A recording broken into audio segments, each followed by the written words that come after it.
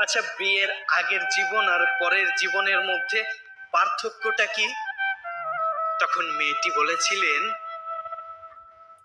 বিয়ের আগে ছিলাম বাবার বাড়ির মেয়ে, বড় আদরের রাজকন্যা, আর বিয়ের পরে হয়েছি অন্যের বাড়ির বৌমা। আগে সবাই আমার মুখে খাবার তুলে দিত, কিন্তু এখন আমি সবার মুখে খাবার তুলে দিই, তবুও মন পায় না।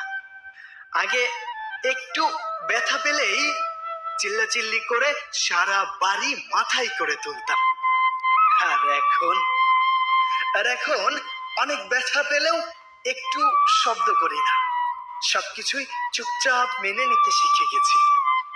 আগে হাসার জন্য মা বকত, কত বেশি কথাই না শুনতে হতো, আর এখন কাঁদতে গেলেও ভয় হয়, কাঁদতে গেলেও ভাবতে হয়।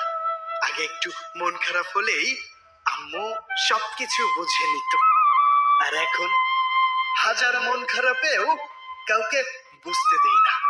ভিতরটা চুরমার হয়ে গেলেও কেউ টের পায় না, তবুও ভালো থাকতে হয়। আগে ভাবতাম বাইরের জগৎটাই অনেক শান্তির, বাবার বাড়িটা বন্দিখানা বলে মনে হতো, আর এখন বুঝি মায়ের আঁচলের নিচেই ছিল সবচেয়ে বড় চির শান্তি।